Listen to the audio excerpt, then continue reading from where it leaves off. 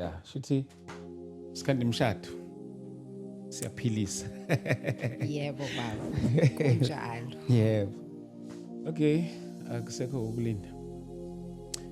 Angithathele ithuba ngibingelela bazalwane egameni lika Jesu Kristu waseNazaretha. Thank you so much for tuning in. Igama lami ngingu-ST wakwaDlamini. I'm the child of God.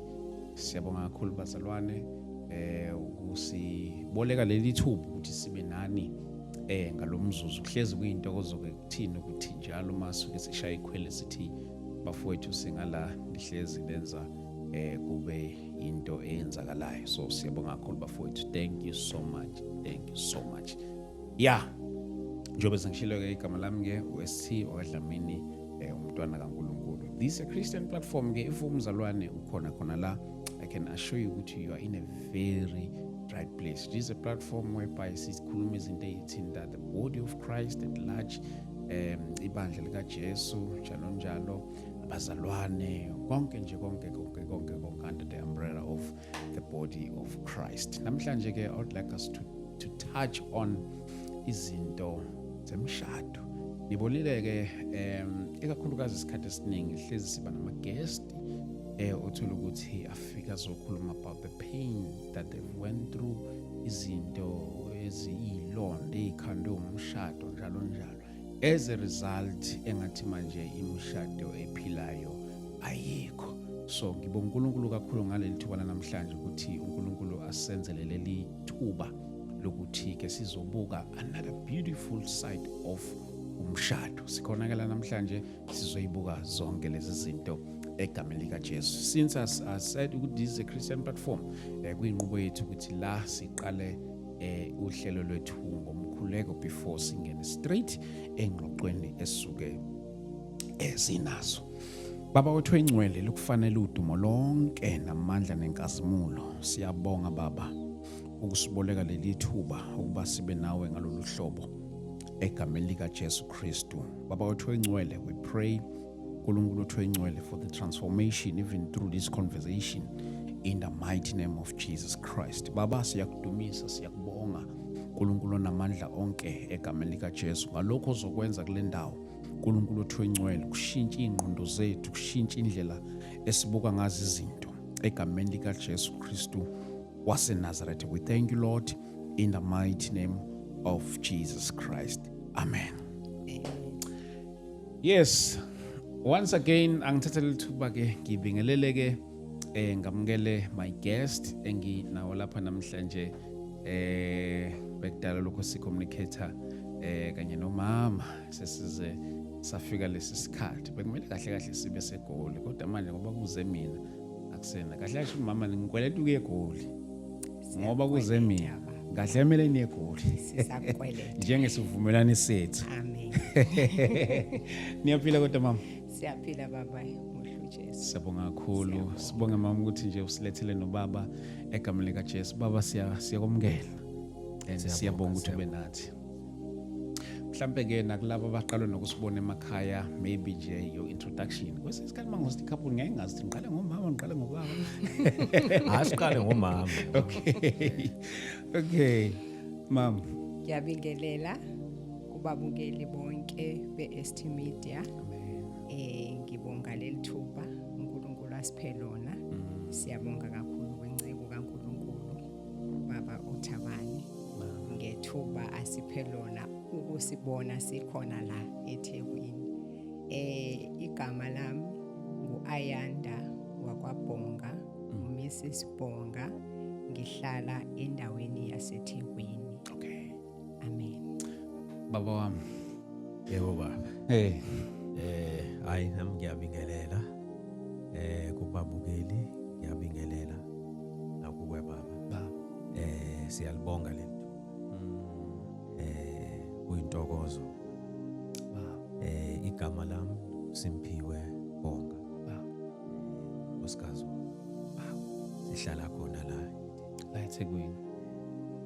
Baba sibonge kakhulu ukuthi sizoba lapha namhlanje. Umama ke uzokhumbula uma ucheck ama episodes wethu kwesinye isikhathi fika umuntu ekhala lapha ngilimaziwe emshadweni, you know, kube kube nje kunje ugcina kube sengathi ayikho injabulo emshadweni. Ngathi nje emshadweni indawo yokuthola amanxeba maqede bese uhamba uyokhala. Kodwa ke ngibonga uNkulunkulu namhlanje ukuthi kubabukeli bethu lapha emakhaya ukuthi ke size sizokhuluma nje about indaba zomshado. Maybe nje ukuyiqala lento isikhathi esiningi mhlambe nangokwenu nangendlela izinto enizibuka ngayo njalo.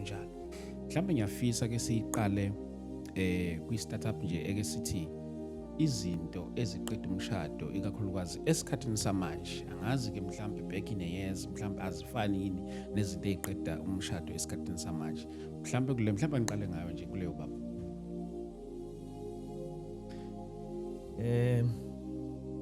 Izinto mhlambe ngithanda bangiqale lana ukuthi eyona nto ebalekile emshadweni i-communication. That is very important. Nokuthi umlalele ukhuluma nawe, because isikhathi esininzi abantu they don't listen to understand, they listen to answer. Okanye umuntu athi make mamele abe ready ngokudefenda engayizwanga ithini le nkulumo le. That's right. Understand ukuthi lona umuntu usukaphi. That's right. Na understand, because yabona, if you are always ready with i-defense, it's bound ukuthi kube khona i-miscommunication. But if you listen and then you understand, then uzokhona ukuphendula. And also I think enye into ebalekile ukuthi mangaba ungenayo answer, then you are allowed to say, okay, can I think about it, come back to it. Sikhulume ngayo, Mhlawumbe mama now in the very same question nje. Ngiyabonga baba. Ukwengeza lokho okuthunga utata. Ndingafaka nje ukuhamba phambili futhi ukuthi umshado lona uyi-institution kaNkulunkulu. Yeah. Uyi-institution, akukhathaliseki ukuthi ukholelwa kwini nani, kodwa umbhali womshado uNkulunkulu. Ngoku kuyabiza ukuthi sizilande izimiso zomshado ngokukaNkulunkulu. Isikhathi ke esininzi esilimaza imishado ukungena sikhohlwe ipurpose yomshado, uhambe ipurpose yethu. Correct. Ngesinye isikhathi ke it's not even a joint purpose yenuke no2. Ulowo une-expectation yakhe nomnye abe ne-expectation njengalento atshoyo baba ukuthi i-communication. Manje masingakwazi ukuthi size kulo one owashiwo nguNkulunkulu kuyalimaleka. Manje ke u1 ubiza ukuthi afe this one nalona futhi obezongena ongumama bafe bo2 ukuze baqale ke ngoku babe ngulo one kaNkulunkulu. Ungisabeka lokho nje baba. Okay, yabona ke manje siqala kamnandi. I-build up kamnandi yala ngifuna khona. Ake singene ke kuyona ke mama. If let's say mhlambe sihleli nabantu la nama couples njalo. If we're to heal neminye imshado mhlambe exakwe izinto ezithile ezihlukahlukene, because ngiyazi ukuthi umshado nomshado inezinto ezihlukahlukene izinto abayi-experience emshadweni. Omunye umuntu uyakutshela ukuthi hey, yabona ke lento ekwenzakalile mina bengeke ngikwazi ukuyimela. Omunye uthola ukuthi uyimelile, okanye nomunye uthola ukuthi le yena ayimelayo omunye ngeke akwazi ukuyimela, nalo omunye kanjalo. Mhlambe if we're to heal imshado nangondlela nje izinto yini le imshado isikasiningi esisafarisha ngayo? Ake kungaba i-mistake ukuthi singa-acknowledge ukuthi ngempela ipain bekhona emishadweni. Njengayo yonke into enhle eyenziwa nguNkulunkulu ehlala izogqojwa ngomubi. So le pain abasuke bekhuluma ngayo abantu asihleli la ngoba sithi asibazi ukuthi bakhuluma ngani. Ipain siyayazi ukuthi iyafika emshadweni, kodwa manje kusiza ukuthi niresponda kanjani. Uba ngaba ipain, ubaba uke wakhuluma indaba ukuthi kuyenzeka uthi makuzinto ngisheshe ngifuna ukuyikhipha nibe muhle, Correct. ndingabi sabheka ukuthi okay noma ngabe akukho engikwenzile, kodwa lento esihleli iyalimala manje, so senze njani ukuze siphume kule ngozi. So once ube nguloyo afuna ukuzikhipha yedwa nomnye afuna ukuyikhipha yedwa, iloko ke kuba khona ukuthi ngeke mina ngiyimele ngishiye kanjalo, ngoba mina ngibone lokho ngingeke ngikwazi ukukumela. Mhlawumbe ke nyani abanye abakwazanga ukukumela, kuvalide ukuthi akumelanga, kodwa manje mawusubuka ngingunkosikazi umzekelo, ke ngibheka ukuthi ngiyahamba na ngokusho kwezwi ukuthi lithi mina iposition endiyidlalayo emtchadweni iyini. Uma ngabe ungubaba, uma ngabe usubheka ukuthi okay ufeyila njena kufeyileka ngalendlela, mina ngingubaba ngizibheke, hayi ngokuthi umzekelo into ehlala iba i-contention indaba yokuthi akangihloniphi, akangithandi. So omnye uthi ngizohlonipha kanjani engangithandi, omnye athi umthanda kanjani umuntu ongakuhloniphi. Kodwa manje musiyoyibuka ezwini ithi thanda, hayi ngoba akuthiwa uma ekuhlonipha kuthiwa yenza njengoJesu, unikwe isibuko esinguJesu. Abese yatsho athi wafa uyayihlambela umakoti wakhe ngezwi. Kuthiwe mama nkosikazi thobela, njengoba ibandla lithoba kuKristu. Kodwa sikhohle ukuthi iqalithi thobelanani. So ukuthobelana ke ngoku ngesinye isikhathi ukuthi ngexesha ndibona ukuthi angiboni ukuthi wenzani, kodwa lithe asithobelane, mangithatha iposition yami yokuthobela, ngoba nobaba mayithanda unkosikazi wakhe uthatha iposition yokuthoba ngoba izwi lithi makube njalo. Nomama methoba la into ingathobisi khona uthatha iposition, manje usuyakwazi ukusipetition kuNkulunkulu ukuthi ngisize, awama amandla phela kulento ngiyalele ukuthi mangiyenze, kodwa lokhu angikwazi ukuthi ngikubhekane nako ngoku ngidinga wena. Ngazi baba khona ufuna uku-add kulapho. Hey,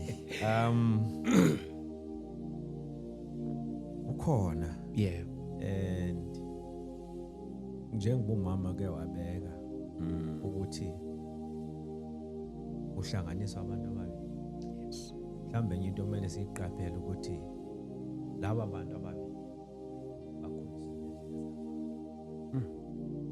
Yabona ke ngoku uma sokudibanisa laba bantu abakhuliswa, uthola ukuthi omunye ukhuliswe ngokuthi izinto ziyakhuluma, omunye ukhuliswe ngokuthi izinto ziyacindezelwa, ukuthi hayi asifuni into ekhulumisayo. Yabona mase uhlanganisa labantu bobabili, omnye ukhuliswe ngokuthi okay mangabe kunenkinga asikhuluma, omnye yena ukhuliswe ngendlela ukuthi bakunenkinga asiyicindezele lento izoyiphelela. Leyo nto icreate conflict. Omunye ibheka ngokuthi okay mina angifuni ukuthi kube khona ingxabano phakathi kwethu. Omnye uthi let's address the issue. Kulo othi hayi izawudlula ubonakala ngala ongathi hayi akayikhathalele ukuthi mas address i-issues. Kodwa maseneneni masowubheka nyani ayikho into oyicindezela ngoba kumele zi-address i-issues to get to a solution. And ngoba mangaba ungayi-address ukhona la izathu then ibe inkinga. Yabona mase kuthiwa kukhona nengane ingane zisensitive kuyo phumela kuphi ngento ukuthi ahlale phansi sikhulume then we reach a mutual ground. Kunto oyithintayo la indaba yendlela yokukhula ina umthelele emshadweni wethu sokuthi mhlawumbe indlela engikhule ngayo mina ithile nendlela unkosikazi akhule ngayo nayo ukhule ngendlela ethile uthi la sesihlangana lapha emshadweni ukhule ngendlela ethile le ekhaya kubo nami ngikhule ngendlela ethile le ekhaya ina umthelela le mase sihlala ndawonye ngoba phela ngikholwa ukuthi njengoba sikhula nje sikhula ngendlela engafani Ina umthelela. Yabona ke iya kulandawo mama bekwayithintela ukuthi you need to die to self. Because institution yomshado is oneness. Manje kubiza ukuthi sihlangane la esenda. Then you die to ukuthi to self, let's build this. And mangaba sishayisana, let's agree or let's disagree respectfully. Sure. Sibonisana ukuthi okay, how do we move forward? Yabona ukuthi sinenkinga. So how do we move forward without ukuthi sixabane?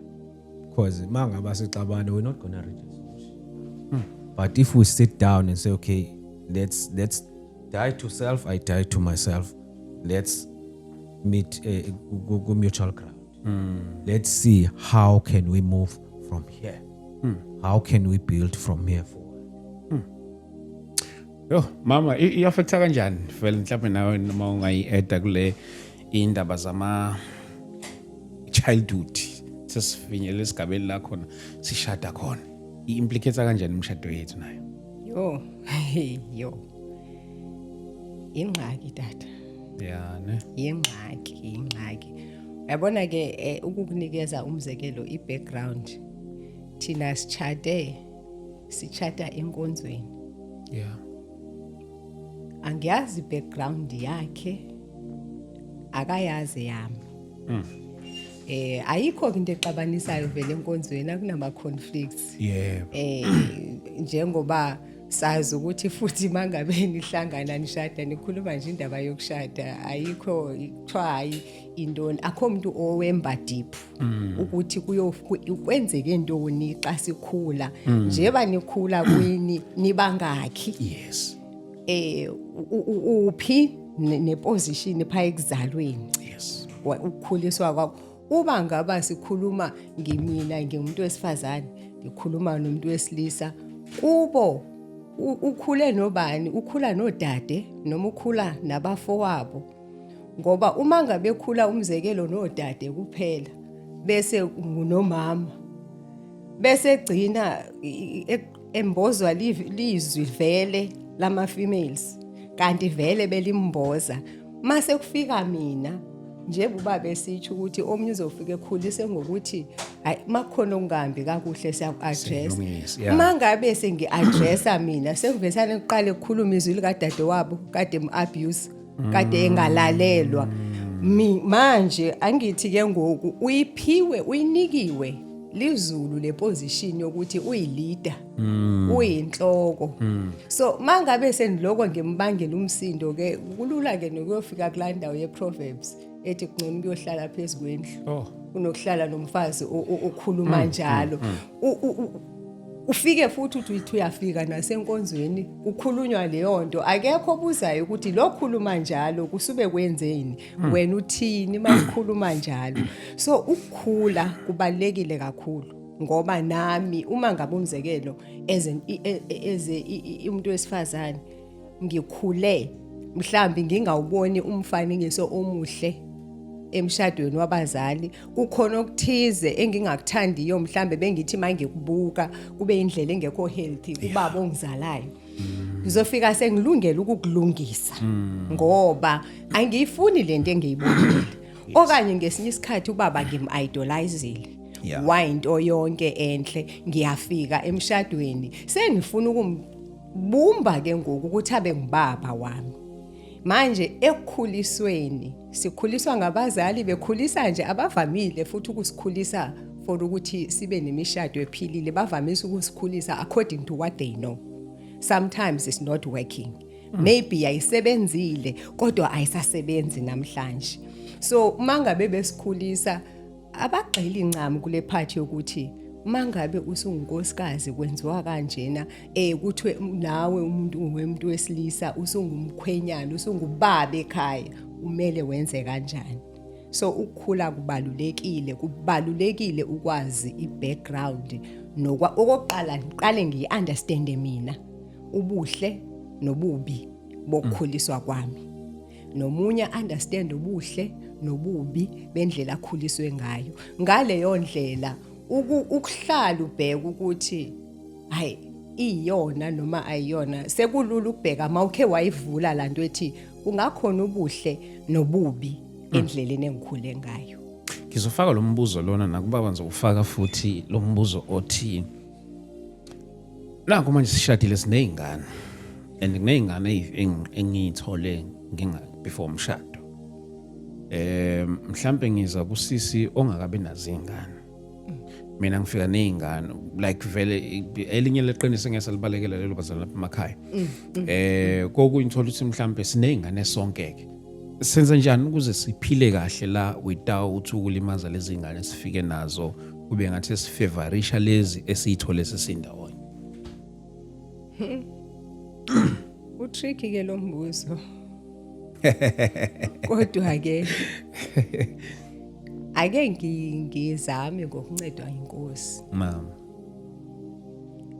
Abantwana buthi uma ngabe ngikhulisa abantwana ake ngithi ke ndiyintombazane khona umntana enginaye. Yes. Mangikhulisa umntana wami kumele kuqala ngimkhulise ngeqiniso. Ngingamkhuliseli kumina. Ngikhulise nje umntwana ngeqiniso whether ubaba ukhona akekho but mangikhulisa umntana ngimkhulise ngeqiniso ukuthi bengimthole kanjani ubaba wakhe wayakuphi kungabi na umthelela akwazi ukuthi ndibe nobudlelwano obuhealthy naye. Nobaba ngingasho njalo ukuthi abantwana isikhathi esininzi abantwana kufike kubezi issues mangabe sekufuneka kuhlalwe nabo bendine understanding kukhona understanding ukuthi umntana kufanele asale phiphipi uma ushada uyintombazane makufanele asale kukhaya kumalume kanjalo umbuzo enginawo ke lapho ukuthi manje ke lo ongumalume usezoshada impela mhlawumbe umalume akanangane umalume ushada nomunye umuntu ongenangane sengithi ke ngoku mina if ingane yami ayamkele kanga kwenye indawo yini indaba expect ukuthi mayamkelwe ngomunye umuntu. So abantu ke abachadayo kumele babe neqiniso ngokukhulisa ingane zabo. Hayi iqiniso lika mama wengane for ubaba, hayi iqiniso lika baba wengane for umama. Mabazi ukuthi bazohlanganisa lezingane kuzoba zingane zabo. Anti abangeni. No mama babantwana. Ndiyazi ayikho unique le situation asikwazi kuyibaleka ngoba injalo iyenzeka. Kodwa isituation ngoku eseyidinga ukuthi every day yazi ukuthi udinga uNkulunkulu. Udinga ukuba neqiniso kwenzela uba noma ngabe likwenze wabukeka kakubi namhlanje iqiniso kodwa liyohlala liliqiniso awuzujikajika. Ngoba into egcina ngokusenza abantwana bomshado sebekhangeleka ngathi bangcono kunabantwana abazelwe ngaphandle komshado yile ndaba yokuthi sibabheka kanjani abantwana qala abantwana bazizipho they are gifts whether bavele kanjani khona ubaba wake wathi ayikho ingane illegitimate into illegitimate ngabazali ibona abathole indawo ingane emhlabeni ongafanele. So ingane mayihlezi itreatwa ngokuthi iyingane. Mangabe ke baba unengane yakho ekhulisayo unengane onobudlelwane nayo ngenza ububi mangifika ndiba nankinga nalengane. Kodwa manje musa ukuthi uhambe uthola ingane ungayinaki le ingane sekuyafika futhi ayikhulumi ngisho ulungiselela ukuyoshada awuyikhulumi lento yeingane Eish. ngoba vela ukho empilweni yazo usefikile ke ngoku sekuthi chu sekuvela ngala sekuthiwa zize kubaba wazo ebezikade zingeza lapho kuqale ifoundation embi nizoba nenkinga ngoba lozilethayo uyiletha ngeattitude yokuthi kumele zibe la mina ngiphakathi emshadweni ngithi uma ngabe ibinje lento bengingeke mhlawumbe ngingene emshadweni uyabona so lapho ke ngoku isirocky ifoundation yomshado. Baba nginokubona nazi ingane emshadweni. Ngeke ubone nosisi even ku social media athi uma engayamukeli ingane yami nami angingeni lomshado. Isolveka kanjani lento? Ngicabanga ukuthi njengoba beke ngabeka ukuthi communication is key. So ukuthi zonke izinto zibekwe etafuleni. Yeah. Ukuthi unengane and mase kuhlanganiswa lezi ngane kufuneka sibe neqiniso sobabili ngoba kuyenzeka kwesinye isikhathi uthola ukuthi mina uzanengane nami ngizane yami kodwa zithi sezikhona lezi ngane zombili mina ngifavorisha ingane yami leyo nto icreate iconflict ukuthi sobabini icreate iconflict ezingane Naseyinganeni uqobo. kanti mawukuthi sihlala phansi sifike sithi nazi nobabili ningaba la izingane zethu nobabili uma wenu lo baba wenu and siba treat ngendlela efanayo ungabikho ukuthi kukhona ofavor more than omunye if usenza into sibenzela ngokufana hayi ngokuthi ingane yaphi isikolweni baya isikole esifanayo uthenga izinto ezifanayo obona Manje angiyamukeli mina ingane yakhe lo sisi mhlawumbe ngimtshela ukuthi hayi ingane ayisale ekhaya yena ufuna ukuthi ingane sizo azogana nayo lapha manje in that case ke wena ufuna ukuzana yaphi ingane bantu phela ngithi sithi hayi phela ngithi kwadlamini ekhaya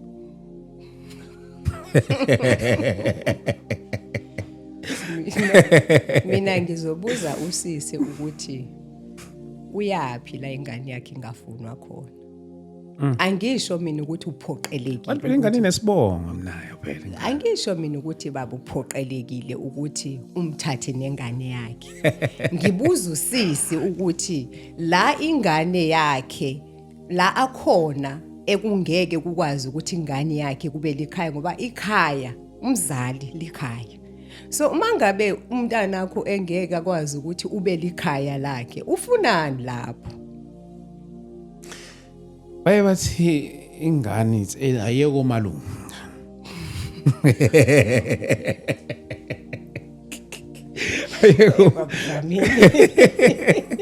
Serious mama izinto ezenzakalayo. Ngiyayazi into uyikhulumayo. Yeah, bathi ingane yoko malume mina yamkelekile vele ngoba isekhaya kubo la. Angithi. Njengoba isekhaya kubo la vele inoyisi jobila. Nginombuzo ke baba. Yes. Ukuhlala. Yamkelekile ngoba ikadlamini la. Yes. Mina ke ngisuka kaMboniso la ngizalwa khona. Yes. Uthi ayisale kaMboniso.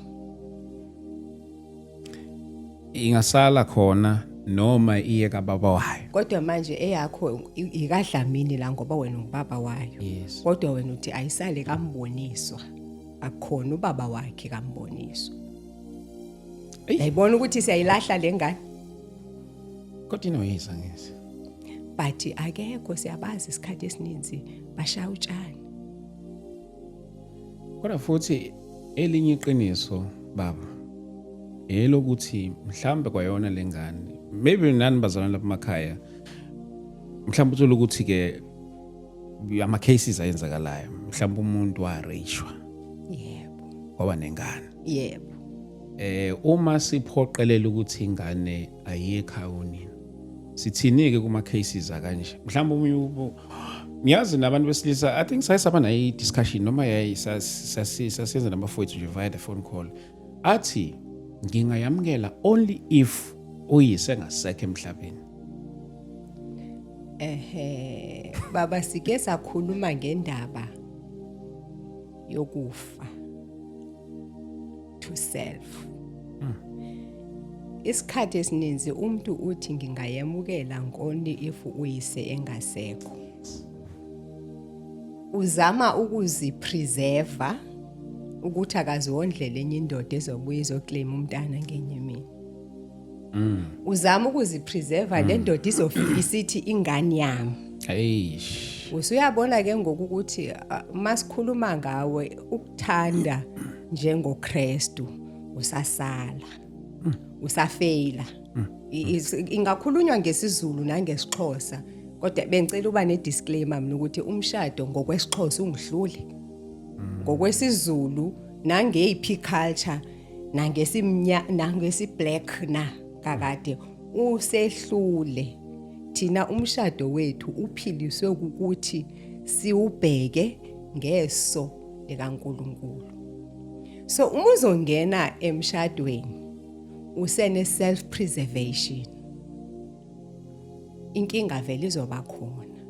Ubusenako ukuthi awukwazi ukukhulisela enye indoda then inkinga izoba khona. Ngoba futhi nobutata akasekho iyakwazi ukuthi ithi iyofuna kubo ifike lo tata akasekho nabafowabo baba basekho noma ithi ifuna ukuyowenzela kwabantu abenza izinto ke understand lo language kodwa kwabathi benzelwa izinto ufuma sibuyo yenzelwa ngomkhulu ngosibani bani akasekho nalowo tata kuyohlola kuba khona lokho wena wenze. Kukho ivesi elithi yonke into oyenzayo yenza sengathi wenzela uNkulunkulu uqobo. Wena ukhulisa ingane ngoba uyikhulisela wena yini. Kumele sibuyele lapho ke ngokuthi ingane lezi akuzona ezethu ezikaNkulunkulu thina si ama transport ukuyiletha emhlabeni bese sikhulisela uNkulunkulu ukuthi enze lokwafuna ukwenza ngaye ingane. That ingane emshadweni. Kodwa baba mina mhlambi sibalikhulu ake sibheke ngenye indlela. Okay. Ukuthi ngizengisho ukuthi ingane umama uthi hayi mayisali. Yes. Le ngane mhlambi ubaba wayo rejectile. Nawe wenze njani reject? Eish. Uyayibona ba yenzani kuinganeni leyo nto leyo? nomama makayi-reject. Nomama makayi-reject. Yeah, eish madoda. Uyabona ukuthi manje sekwenzeka into ehambayo le irejectiwe izongena emshadweni yazi ukuthi kuya rejectwa nayo ifike reject nayo uyabona iloko iqhubekile le kanti manje ukuthi iyeza lengane uyayamkela lengane ngenye imini izothi hey uyabona ubaba onkhulisile usiba indoda emadodeni irole ayidlalile empilweni yakhe ngoba eqinisweni ingane nengane ubaba wayo biologically okanye sister but irole oyidlalile yesibaba ine huge impact enganeni ngoba sithathe yomfana ingane ayinayo ubaba wena ufike uzodlala irole yokuba ngubaba uyifundise zonke izinto zokuba ngubaba uyayibona uyayakha ithi emshadweni iyazi ukuthi what does it mean being a man? Yeah. How do you become a father? Ngerole edlalwe ubani lapho uyirejectile uyincishile leyo nto leyo ukuthi ibe nayo lokho kufuna. Yeah. Yeah. Same ezingane eyentombazana ngoba nengane zamantombazana ziyayidinga ifather figure. True. Ukuthi ukhona irole edlalwe ngusibalo. Yes. Ukhona a positive role. Ithi emshadweni hey emshadweni hey umuntu utreatwa kanje umuntu wesilisa umtreata kanje umuntu wesifazane ngoba uboneni ukuthi wena yini irole oyidlalile wabukela wena umshado wakho ukuthi hey wahamba usibalikhulu emshadweni wahambisa kwaNkulunkulu awutreata umshado as institution kaNkulunkulu. Uyayibona ukuthi manje sekwakhela isizukulwane sibona ukuthi hey kahle lento ihamba kanje. Whereas mangabe u reject kwenzakalani? Kuloko okuqhubekile rejection. Eish. Yabona izwe liyamoshakala kancane kuya kukhula.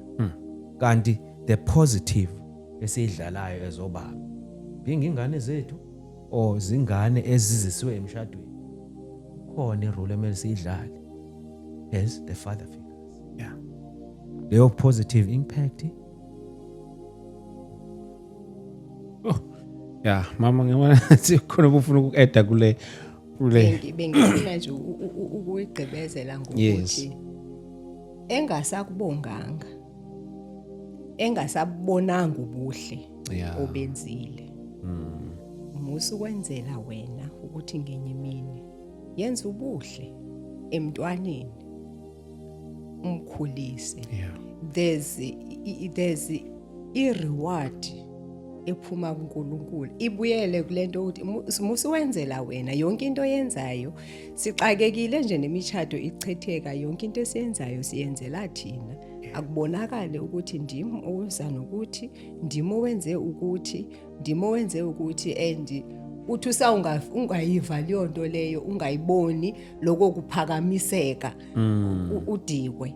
So noma usumkhulisile esehamba vele baningi bayakhuliswa bahambe kodwa bonke uyabona uma ehamba lapha yana angangatsho ebantwini nobugodukile noma ehamba lapha yana kodwa iqiniso ke lisemfihlakalweni ngisho ungalikhulumanga elikamoya kuyaziwa ukuthi wena kukhona ubuhle obenzileyo ubuhle obuzohambela isizukulwana zakho ngenye imini.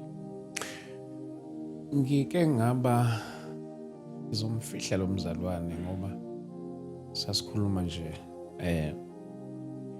via the phone sizixoxela uthi ngiye ngaba sesigabeni la khona ngihlangabezana na something ngokwempilo ngiba kwi rough season as a result ngagcina nginomuntu obekhona for me ngaleso sikhathi ukuba khona kwakhe kwasilidele ekutheleni ukuthi sigcine sesishada sengidlulile manje kule season I feel ukuthi no man lo muntu angimthandi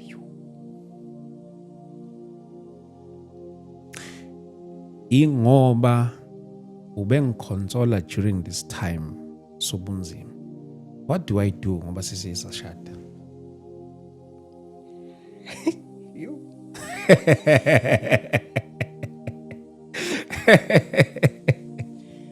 Ngeke babuhlamini kanti senzeni.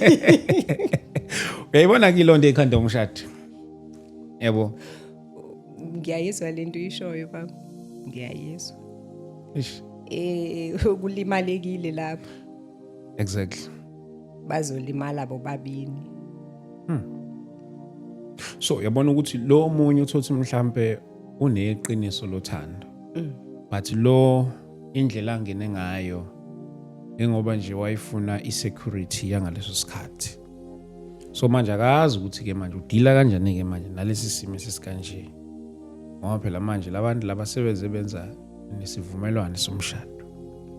You see.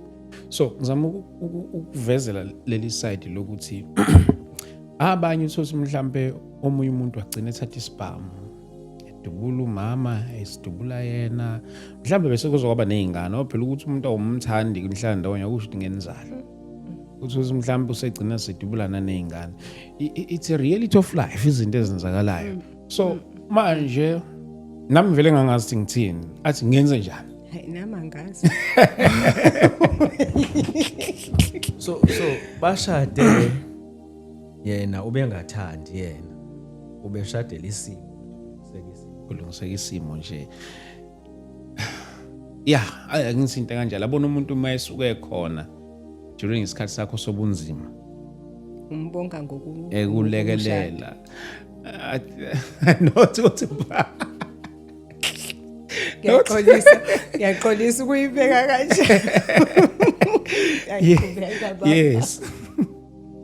No ngizama ukunderstand ukuthi so ungene yena exakekile wathi hayi lo uzawukusiza lokuxakeka kwami manje eyona solution manje ukuthi kulunge lento amba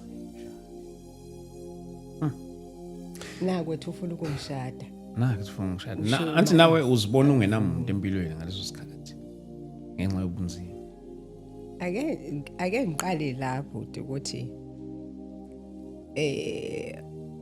ake si useke wazithola lo okhulumayo lo bhekene nenkinga ngoba ngicabanga ukuthi uhusband yena akabhekene nenkinga ngoba yena akazi ukuthi washadelwe provision. Ake umbuzo enginawo ukuthi lo ke ngoku ozithole nenkinga ngoba yena khona kwaziyo. Ngaqale ngibuza ukuthi wayeke wacabanga ukuthi uyamthanda na? Waconfusewa iprovision.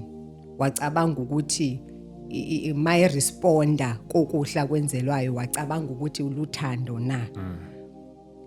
Uma ngabe wayeke wacabanga ukuthi uyamthanda, ngingabuza ukuthi manje ikhona na ipossibility yokuthi kukhona lapho sephinde wabona khona manje usebona ukuthi angimthandi lo kodwa manje kukhona osene provision nama qualities awafunayo ngoba naye enye inkinga ekhona ukuthi sawuloko siyikhangela into there will always be something better.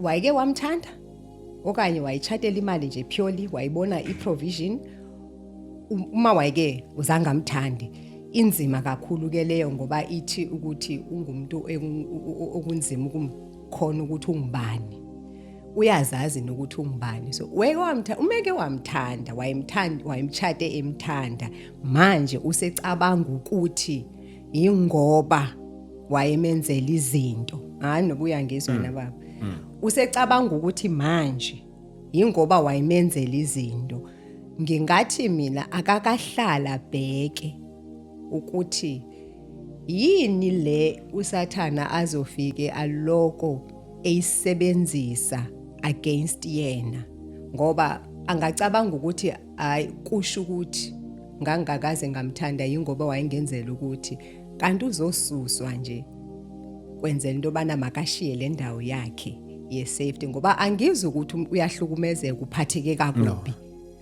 ucabanga ukuthi so angazi noba mhlawumbe uye wayicacisa nalonto ukuthi is it a thought yamanje usecabanga manje okanye uthi vele ingoba wayendenzela ubuhle angikaze ngamthanda. So okay just to add lento shoma Yeah. uyabona mase kevule ithuba lokuthi masithi kwenzeke ngoba sesithi hayi angimthandi uzohamba ungena komunye umshado ungena vele sekelivule lithuba for uSathane ukuthi alisebenzise mayifika khona shadi seyengenile khona hayi nalona ngimthandi Maybe uyayibona izoloku iqhubeka lento ngoba seyikhona ithuba ulivulile ukuthi hayi angimthandi manje kubuyela ukuthi kanti ubushadelani nawu umbuzo ubushadelani ngoba uzoloku uyiqhubile lento ungena uthi hayi angimthandi hayi angimthandi Iqiniso lithi uma umuntu kwesinye isikhathi mhlambe hlangabezana nezinto ezithile omunye ugcine ethatha ama decisions engekho yena self kuthiwe ngcindezi uma umuntu yabona umuntu mayihamba namanzi ngile kwazi ukuthi uma ugwiliza hamba namanzi so ucinga noma yini ongabambelela kuyona ukuze ukwazi ukuphumela ngaphandle ukuphepha. So I think same nala omunye umuntu uthothi mhlawumbe is going through something agcine bamba noma yini as long ephumile la emanzini. So omunye agcine gcine seklisha kumuntu othile. Yakhumbula ngathi komunye naye sasikhuluma about something similar nale. But ngathi mina yazi problem engaba khona ukuthi uzoseklisha kulo uma uthi awumthandi uvela uhlangane nomthandayo ke manje ususeklishile Which is Uvela- very true. it's true ne Very true. yeah because la ungene ngesizathu esithile not isizathu sothando and then bese ubona umuntu omthandayo ke manje and then bese kuba iproblem kwizinto ezikanjena ngiyazi ukuthi mhlawumbe ngasi siyena lo mzalwane kuphela mhlawumbe baningi amanye abantu sothi base zimene ezithi mazifane na kanje ukuze igama lomshado lihlezi livele njengegama eli-right mhlawumbe ungathini kumuntu naye othola ukuthi usesimweni kodwa kunomuntu olokhu esondele eduze kwakhe in a form of ukumconsola or what something then yena egcine seyibona sengathi nangu umuntu kahle kahle Baba Dlamini ndingathi umshado umuntu angawululazi. Ngamcebisa nje ukuthi umshado angawululazi. yeah Awukho malunga nokuthi ngizotholani ubani uzotholani. Umalunga nokuthi uNkulunkulu ufuna ukwenzani ngani senihlangene ndawonye. Uma ngabe usangenela ukuthi uzotholani noma ukwengakanani incindezi I'm sure ingakhona isolution engakufaki ukuthi uyoshada la kungafanele ushade khona yeah ngoba uma esevelile futhi lo omthandayo mhlawumbe uzovela emehlweni akho engathi ungulona omthandayo uzogcina usesigila mkhubu esisemshadweni unqena ukuthi umshiye lo ngoba lento oyithandayo isakhona uba wayekunikeza imali noma wayekunikeze wakwenza waziva ungumuntu othokomele isakhona into okomalo sikhona ke vele isigila mkhuba azokuphathela sona usathana uzogcina ugila imikhuba emchadweni hlala nje usizo mangabe ukuthi umuntu uyakusiza yamkela usizo kodwa cha umshado uyona indawo yokuthi uyotholani kumele kube khona omnye akuthola komnye nomnye akuthola kumnye ukuhlanganisa icebo likaNkuluNkulu so ngingathi mina noma kwenzekani sumshada umuntu ongenazo inhloso zokuhlala naye impilo yakho yonke noma ngaba ukwenzelani noma ngabe kwenzekani ungamshadi umuntu ongenayo inhloso yokuhlala naye impilo yakho yonke. baba uyayivuma le yama type emshadweni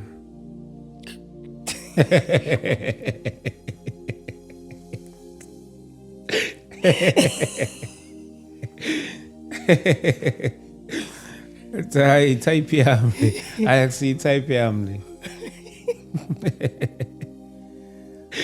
mhlawumbe singake siqale kulento ye-type ukuthi yini le type yeah yini ubheka uzikala ukuthi hayi lo hayi i-type lo Singaxoxa into ehambayo. singaxoxa into ehambayo yeah ngoba yabona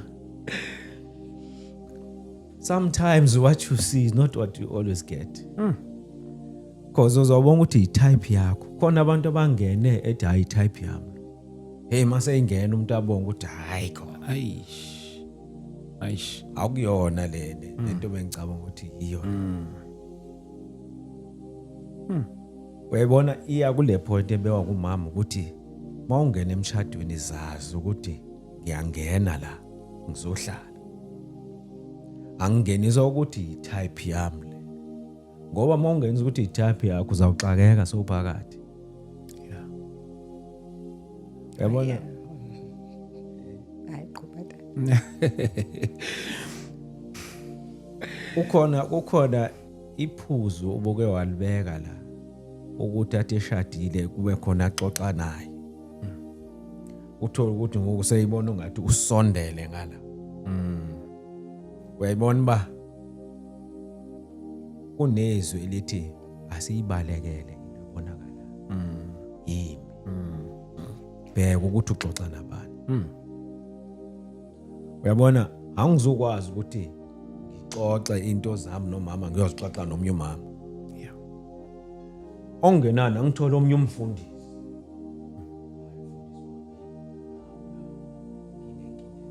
Yeah. Sizobonisana njengabantu. Uyabona lapho ukukhuluma kwethu akukho kubonakala kukubi. Yes. Kodwa mangaba ngithola omnye umuntu ongumama. Kunama phone calls ahamba ngobusuku uhleli nomama. Kunama messages. Kunabantu abangibonayo ngixoxa nomnye umama. Leyo nto abanye bayibona ibonakala imbi. Kungenzeka ukuthi akukho kwenzakalayo kuthi sobabili. Uyangicebisa but ibonakala imbi. Ngoba omnye umuntu yena akazuyibona ukuthi eyibazwana labantu. Uzoyibona ngathi kukhona okwenzakalayo phakathi kwethu sobabili kanti akunjalo. Manje kumele sizame ukugwema leyo nto leyo. Manginenkinga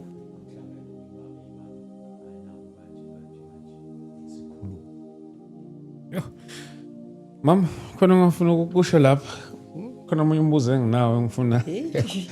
I-type ke babiyahlekisa ngoba most of the time it's built on izinto that are fleeting esidlulayo. Yeah. Either inkangeleko. Mhlawumbi unebody enjanjani. Omama mhlawumbi ufuneka umuntu obonakala ba esisigor. Mhlawumbi kubaba ufuna usisi wase TV ubomi benzeke ngoba ubomi buhlala busenza ngendlela yazo.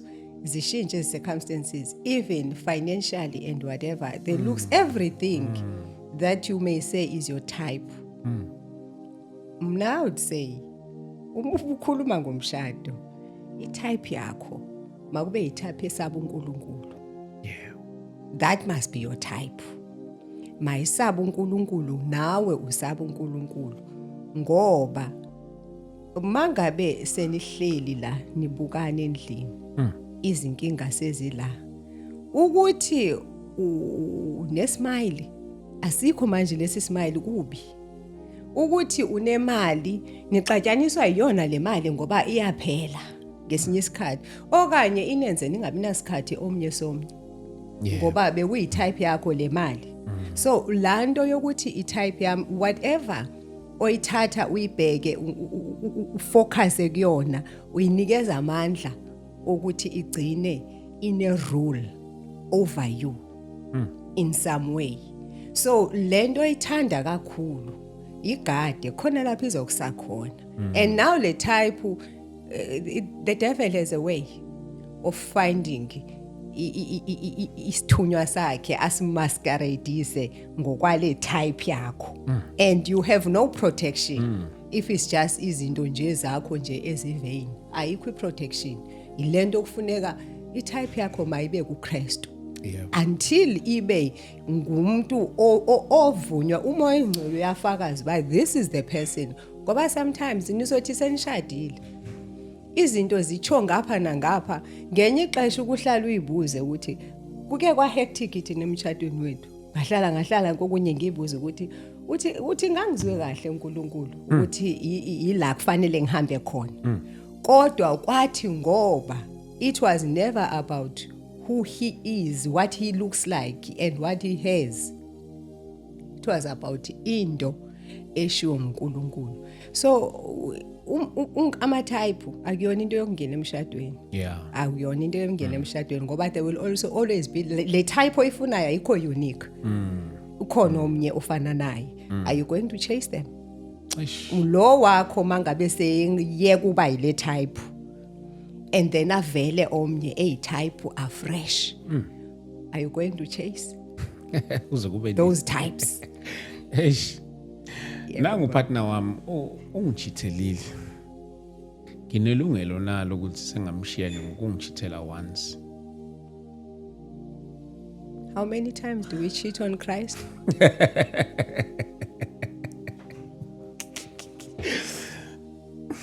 Eish, I don't know. Many times. How many times do we cheat on Christ? Many times. Many times. but he never leaves us. Now, before uthi uzomshiya ngoba uchithelile 1 2 3, kufikwe kanjani pha ku cheating? What if asikhulume umzekelo sithi okay, ubuza baba njengokuthi nangu partner wami ayu ubaba njengamanje okanye ubuza njengobaba? No, nje Noba any nguba partner, ngumpi. noma ngabe Okay. umphi, yeah. Ake ngiqale ngithi ungubaba, your wife cheated. Yeah.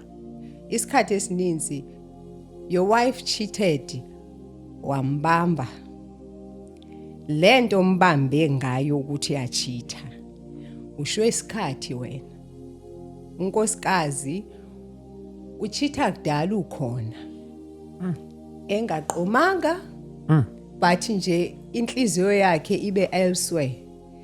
How did inhliziyo yakhe go elsewhere ukhona?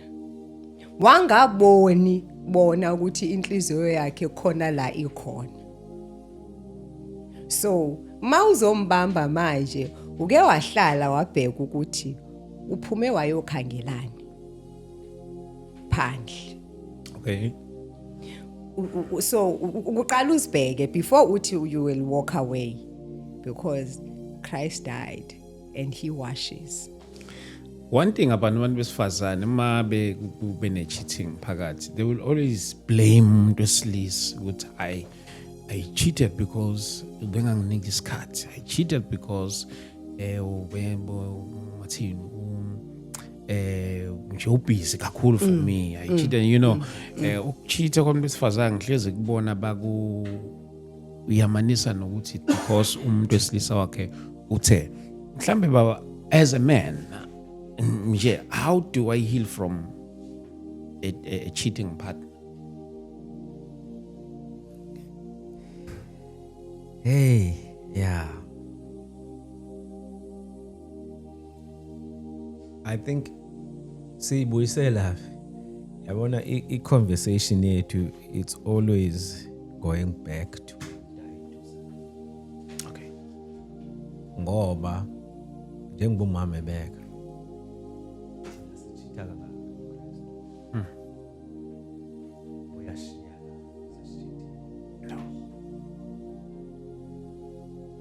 No. then ibuyele kuthi ukuthi maybe what we need to understand sekwenzekile is to sit down and talk about it, try to find out what led to cheating. I think sesona step esibalekile because njengoba sisho nawe njengoba sisho ukuthi isikhathi esiningi okanye you focus kwezinye izinto. Typical one. People are always chasing. There's a family. Family, yes, imali, it's good, but you also need to have time for a family. Correct. To spend time, because you might have money and then ube stranger. Uyabanikeza zonke lezi zinto.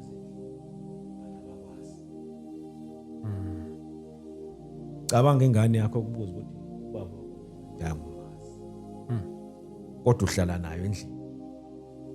Wena nje all you do always chasing money. So there needs to be a balance kuyo yonke. So kunesikhathi sokuthi okay uyasebenza, then kube khona isikhathi sokuthi balance so that kungabikho la uleka khona. I think iyona into ebalekile. Mom.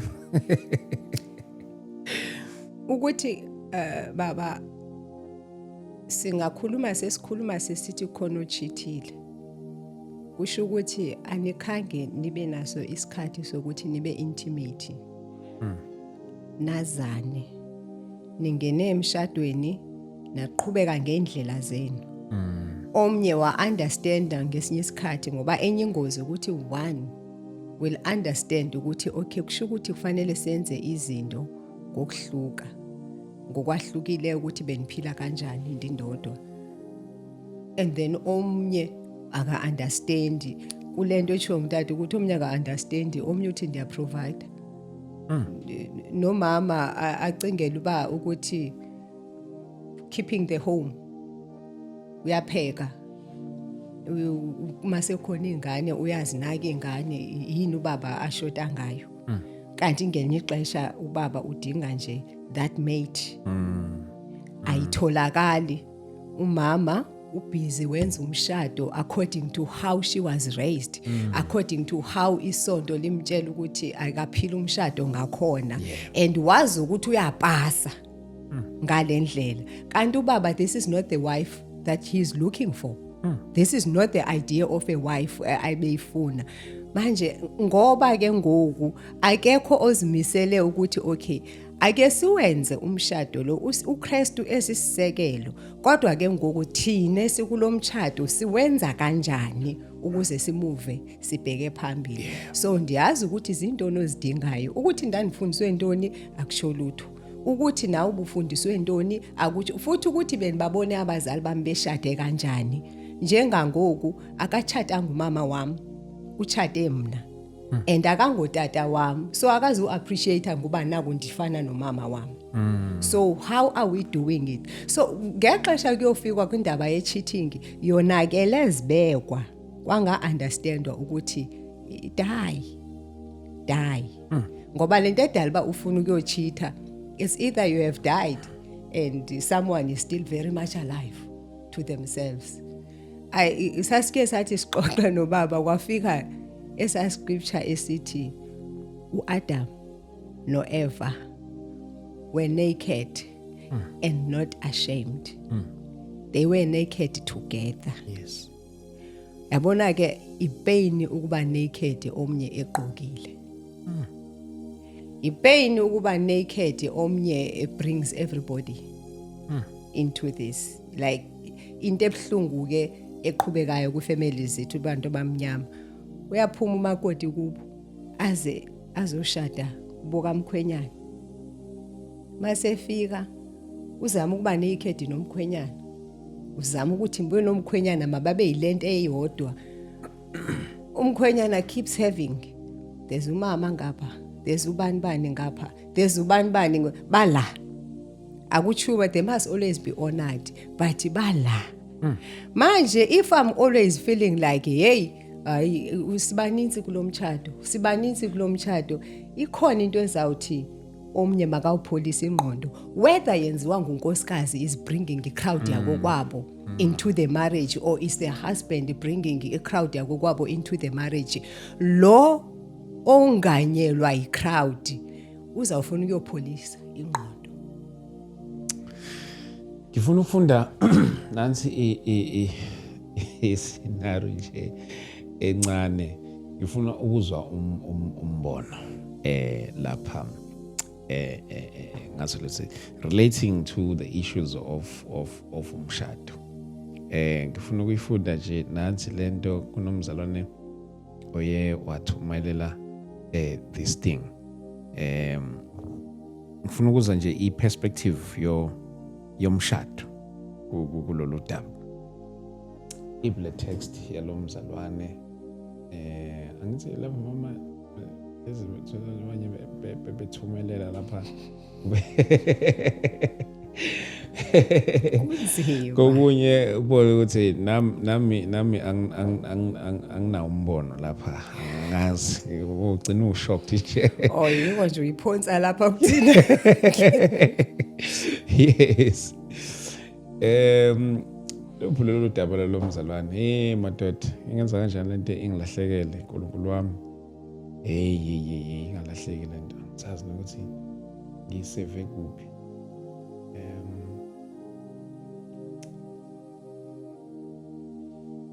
Yabona ke manje kodwa into yakhona be about indaba zama families. Be about indaba zama families, angisazi ukuthi ngibeke play text. Be about indaba zama families, nje ukuthi how do we protect umshado wethu from kuma families such as ama in-laws njalo, because ngathi nawo anendlela zokuthi umshado ugcine ulimalile. Yes. So how do I do ekuthenini ukuthi umshado wami ube safe ungaphazamiseki ngenxa yama in-laws? Kubuza uma ukhumbula baba ngubaba noba ngumama lo bebuza. Ngathi umama. Ngisazoyibheka le text. Kodwa ngathi umama. Yes.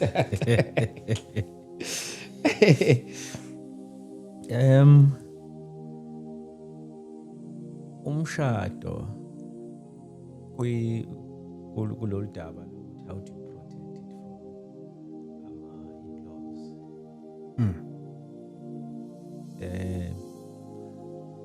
Ngendlela engibona ngayo Okay. ukuthi mina ngimodinga ukusela unkosikazi wami umndeni wami. Yeah. And kumndeni wakhe uyodinga ukusela. Ngoba yena maye nokuthi yena kube nguye ozongena ngafakala ngendlela. Kanti makundimi othi cha umshado wami angene azongizwa. Ngeke mina bangijaje ngendlela abangijaja ngayo. Yeah. Ukuthi yena ngaze kuphuma lamagama nje umfazi lo uzosilawula and uyalawula. Kanti makundimi ngithi cha lo umshado wami unkosikazi nina nihamba la niphela la nginkosikazi. Then abasakwazi ukuthi bam-atheke yena ngoba sengiyiva. Yeah, mama in-laws. Yeah. Enyanisweni babudlamini. Uyabona mawubheka uJesu nebandla. Ngoba phela umshado kuthiwa umshado lo esikuwo nje basilapha emhlabeni uJesu akakabuyi. Kuthiwa nguwona umfanekiso kaKristu nebandla. And it's the only shadow that is still active when it comes to Christ. All the others, all the shadows and types have been fulfilled. Umshado wodwa osa valid oyosuswa mhla uKristu ehlangana nebandla lakhe. So mubheka ke indaba kaKristu nebandla, uMaria akekho. noJoseph akekho. Asibazi abantu abakoJesu, siye kukhona ukuthiwa nguJames. Kodwa asike sive kucaca uba indaba yakhe ihamba phambili makukhulunywa ngoJesu nebandla.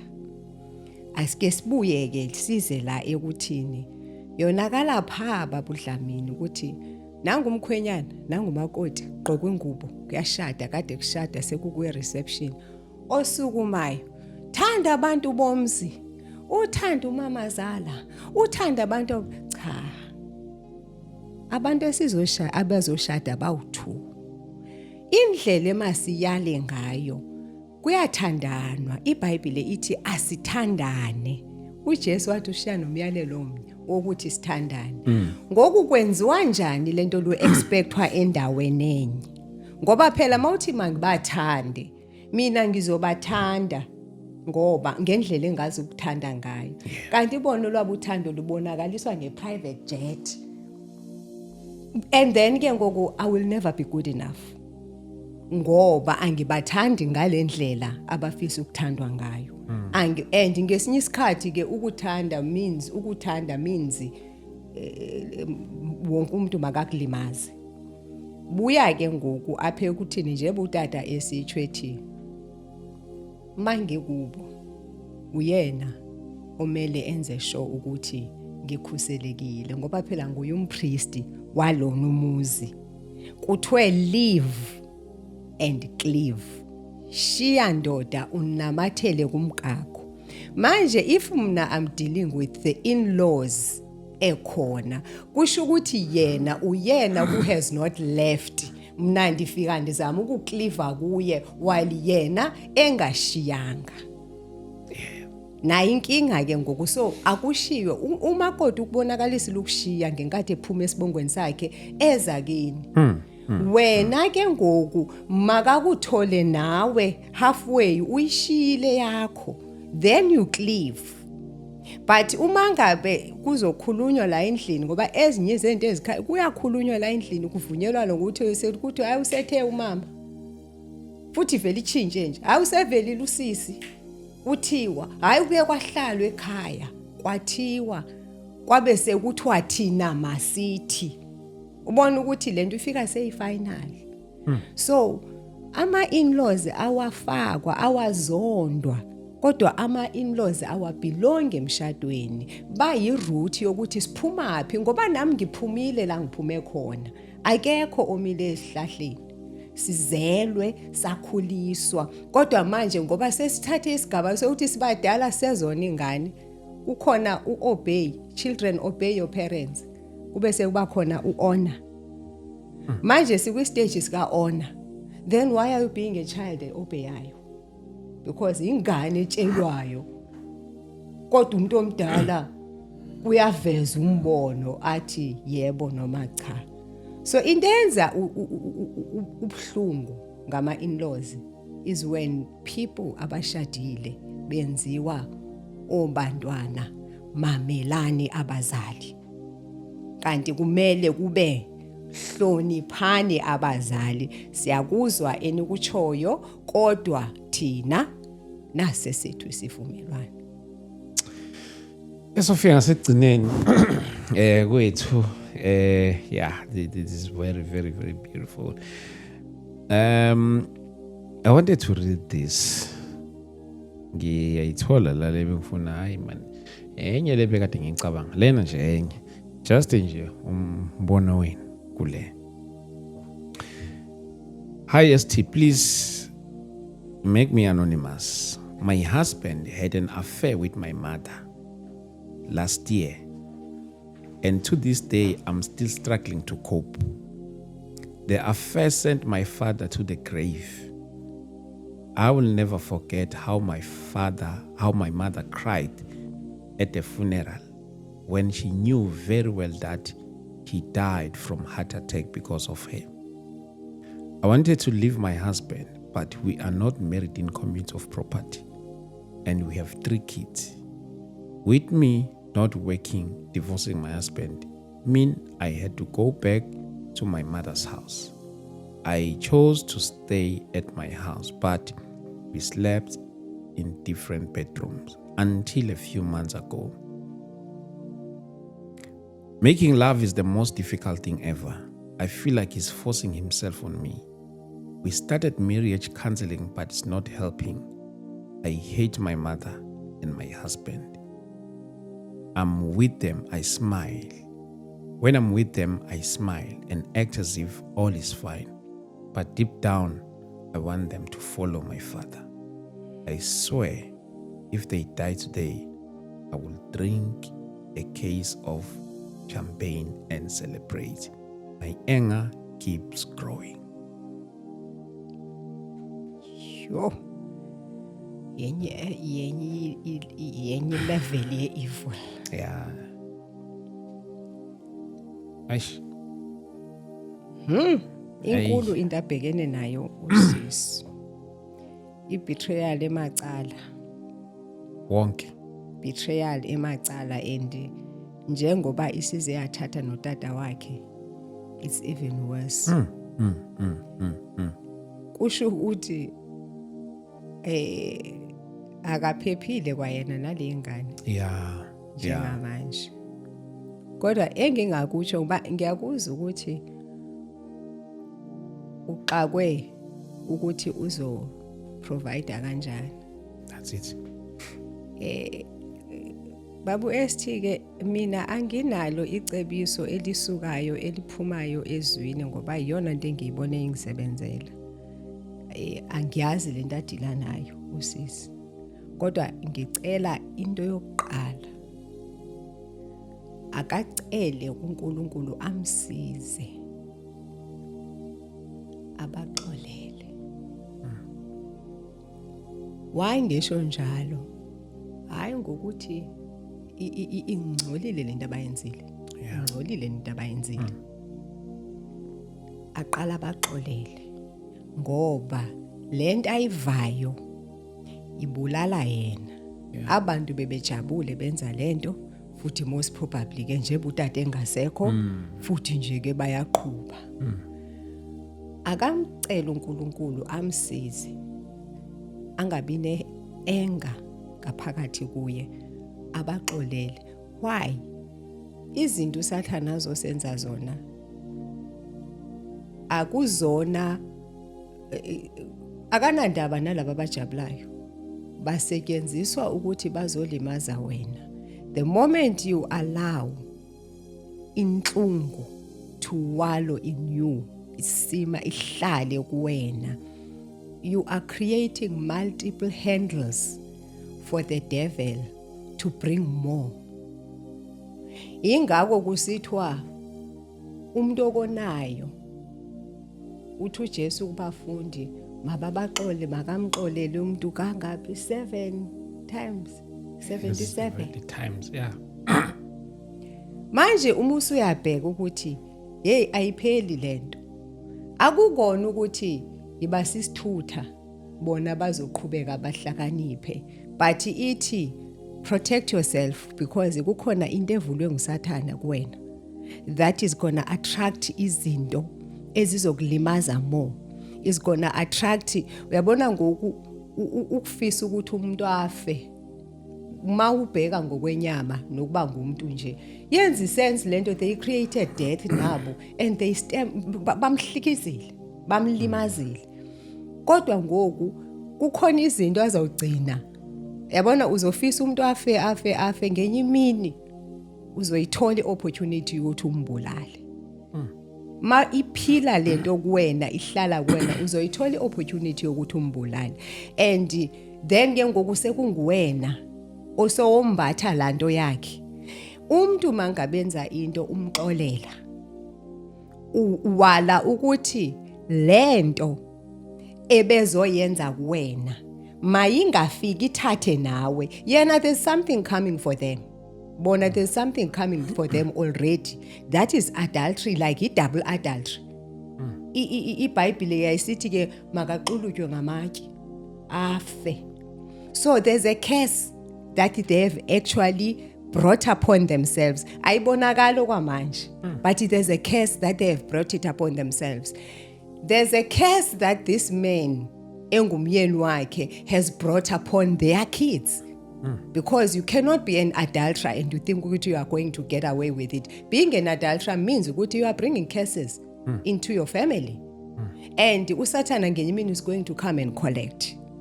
So usisi ngingamcelela mina ukuthi ahlale kuNkulunkulu. Uma engazani noKristu, amamkele uJesu. Azo uyena ozomphilisa. And ayizuba nayo i-time frame ukuthi uzophila nini, kodwa nje makaloku ethatha inhliziyo yakhe isa kuKristu nje. Aloku ethatha inhliziyo yakhe isa kuKristu kwenzela bizophiliswa. Misiphilisiwe ababantwana badinga yena ephilisiwe ukuze abancede baphume kwesisiqalekiso, because data wabo bafakile esiqalekisweni. Uma wabo ufakile ifamily yakhe esiqalekisweni ngalento ayenzayo, but yena by sitting in that anger and pain and refusing to forgive, she's opening herself ukuthi lesi siqalekiso simshaye kabini, siziswe ngokuzohlukumeza yena. Manje misesizophinde sihlukumeze yena neingane zakhe futhi over time. Yo, baba. Yeah, ngasikhona ngafisa ukusho sesizoyivala. Yazi siba likhulu umama esakhuluma ngiyacabanga la uthi uJesu bembethelela uthi forgive, for they do not know. Uyabona inhlungu wayekuyo ayithetheki. Can you imagine umuntu athi esenhlungwini athi forgive, for they do not know what they are doing. Ngibheka ukuthi kule ndawo yoxolo nali ibandla likhona sasingazi ukuthi ukhona ivesi ethi uJesu ungumthombo.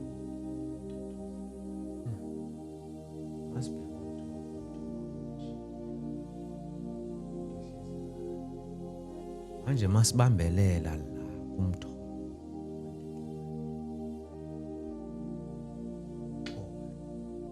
ya kulento ngizama ukufakaza lento usho umama lo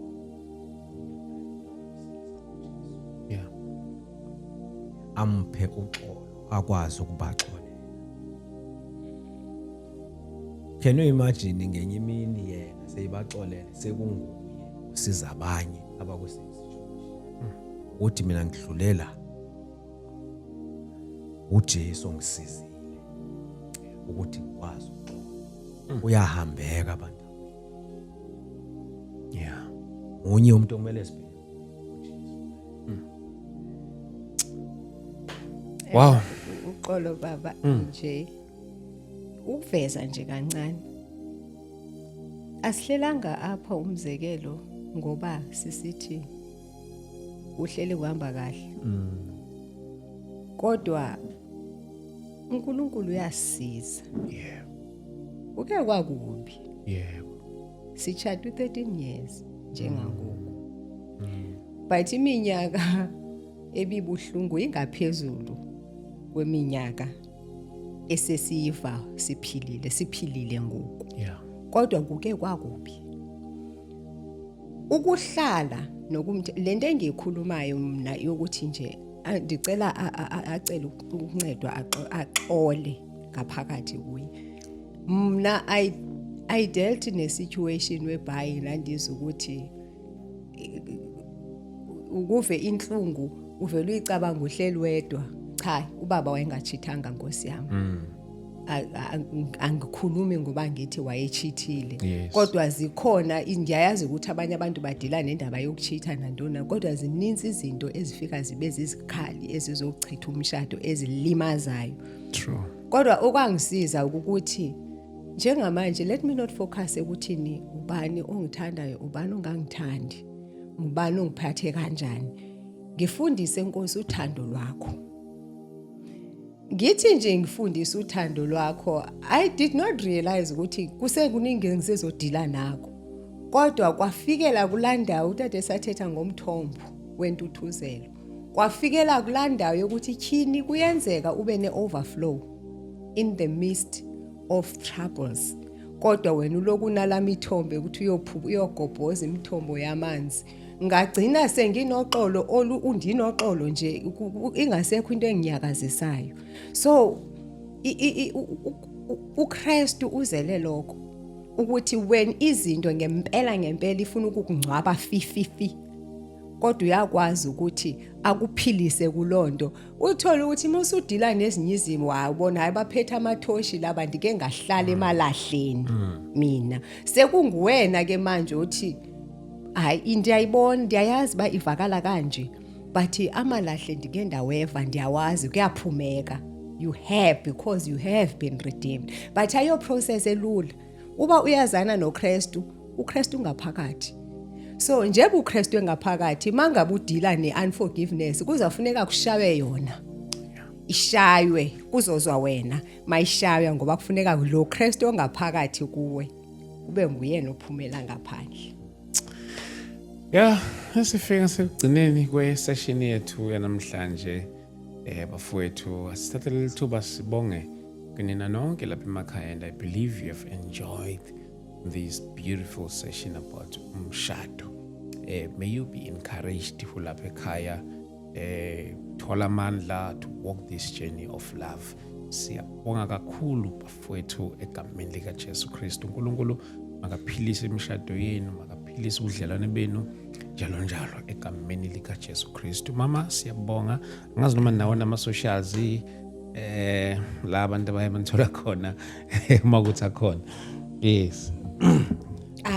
Ndingumuntu active so. Yeah. Ayandabonga nje on Facebook but akhondo. You are not that Umuntu active. umuntu angangithola khona on Facebook. Okay. Yes. Ukhona active. I know andikho active. Yes, no. Siyabonga kakhulu.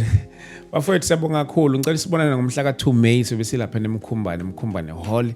Siyobe sinelanga lomthandazo lapha eMkhumbane Hall. Kungase Chesterville, bathi Chesterville, Richview, Mayville. Kungalapho ke. So siyobe silapha umhla ka2 May starting from 10 ekseni. Asihlanganeni khona ke siyozincengela enkosini, siyacela enkosini egameni lika Jesu Kristu waseNazaretha. Bafowethu siyabonga kakhulu. Sibonane kwi-episode yethu elandelayo. God bless you. Amen. Amen. Awu babudlamini kodwa.